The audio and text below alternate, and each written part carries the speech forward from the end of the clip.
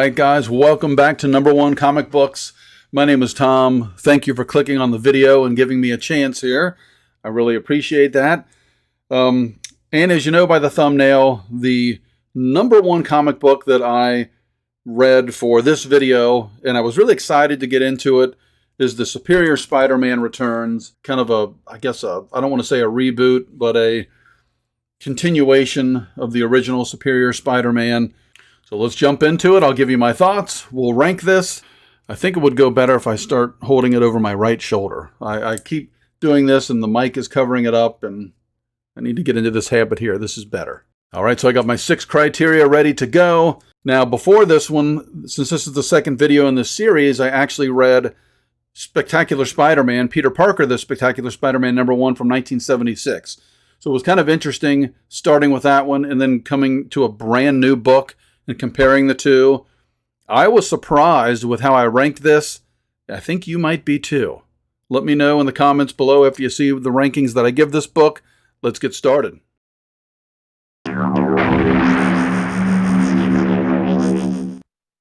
As always, the first criteria that I go by is the cover. And that's the very first thing you see. I've mentioned it before, like a YouTube thumbnail. If it's something that looks cool, you're more likely to click on it. In this case, with a comic book cover, if it's really something interesting, if you're drawn to the cover, you're more apt to pick it up, at least take a look at it, buy it, and see what it's all about. This one was a really cool cover. Compared again to the 1976 Spectacular Spider-Man, completely different sort of art. Updated art. I had to take a second. I apologize. I noticed that my focus kept going in and out. I don't know why it reverted back. I didn't change anything, but I had my camera set to the focus that I like, and it is not supposed to be changing. So I apologize for the beginning. Clips were blurry in moments. But anyway, back on track here. We're talking about the cover. I enjoyed the cover. It's a very nice piece of artwork. This is by Ryan Stegman. Now, one of these new age things that I have to get used to are all these variant covers, but I'm almost certain that this one is Ryan Stegman. I think he did a great job. I love the way that Spider-Man here is, going towards I don't know if you want to say the screen coming towards you, reaching out. It's just a really cool look. So for this one, I gave the cover a 7 out of 10.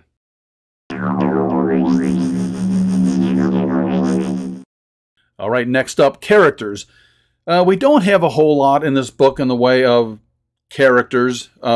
Superior Spider-Man, of course, who was actually Dr. Octopus in Spider-Man's body, if you will. Dr. Octopus himself is in this.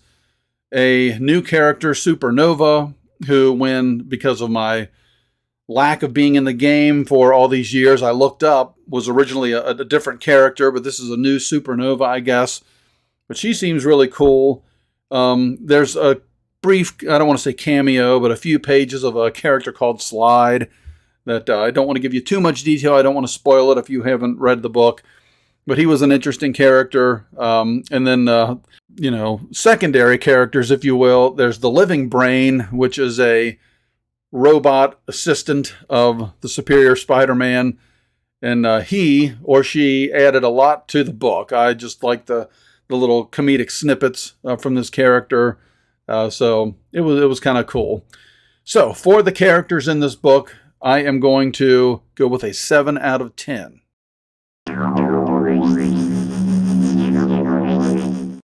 All right, next up, number 3 on our list is panel art. There were so many contributors to this book. I was a little confused on who may or may have not contributed to panel art. So I'm just going to show on the screen here a little graphic that shows everyone that assisted in making this book. So that way they get their due. The panels were something, again, different. I'm just not used to that look and that structure of panel. But the artwork was good. It's funny because if you look back at like books from maybe the 60s, 70s, and 80s, in some ways you could construe them as being a little more cartoonish. But again, this is just about my opinion. And to my eye, I like that look. I like those flat colors. it's because of what I'm used to, I guess is the best way to put it. So this artwork was very good, and the artist or artists are fantastic.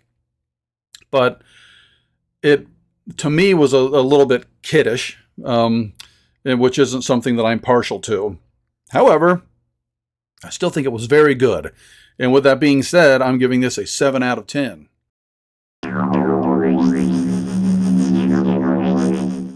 All right, next up, one of the ones that really is a biggie for me is readability.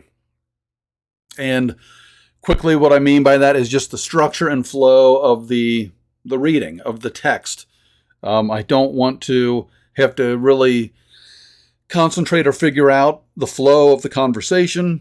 I don't want to not understand what is being conveyed, where I have to stop and think or go back and reread something. And this one was pretty smooth. There was a lot going on, and it was a longer book, so that doesn't really have anything to do with readability, but there was just more to read. It was 44 pages, I believe, in total. But it was well laid out. I didn't really have any issues, and it's pretty easy for me to have an issue and struggle, but no issues with this one, so I am going to give this a 7 out of 10.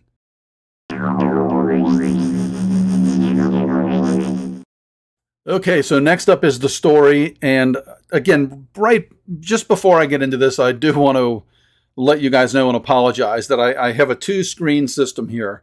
So right here is my screen with my notes that I made on the book, and right here, looking this way, is my software that is recording me. So a lot of times I'm looking this way because I'm kind of looking at me.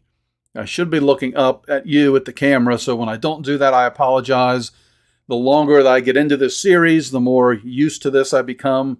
I will improve, hopefully. Okay, so, but I do need to refer to my notes on occasion and look away this way.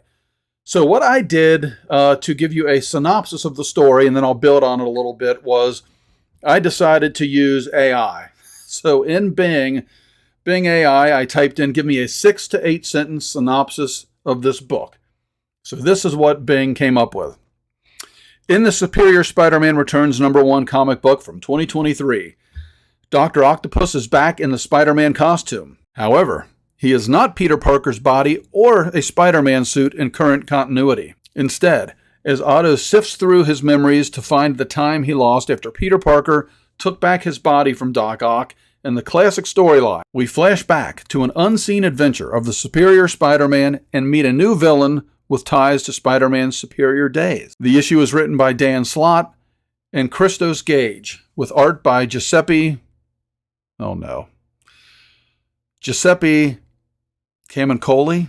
I apologize, Giuseppe. Humberto Ramos, Mark Bagley, and Ryan Stegman. The comic book is a 10th anniversary celebration of everything that made Spider-Man superior. So, basically, everything that was just said, plus Doc Ock is trying to recapture his memories of those days. I did not read the original series, so I'm a little bit lost on everything that took place.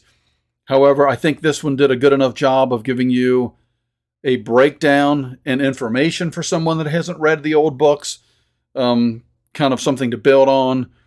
And he goes back to like his old lab, if you will. He's trying to unlock this power that he was initially working with back in the day.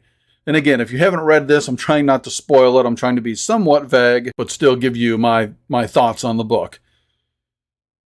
Long and short of it is, all of this time, from back in the day, this new supervillain named Supernova was captured by the Superior Spider-Man / Dr. Octopus in some sort of holding, I'm just going to call it a cell.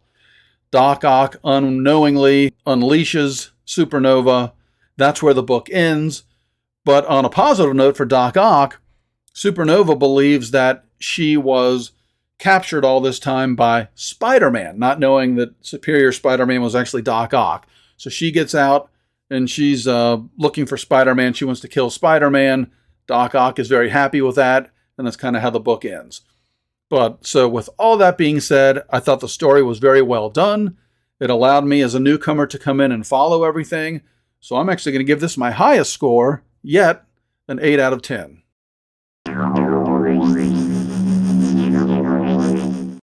Okay, and finally we have the hook And I just previously mentioned Supernova saying she wants to kill Spider-Man.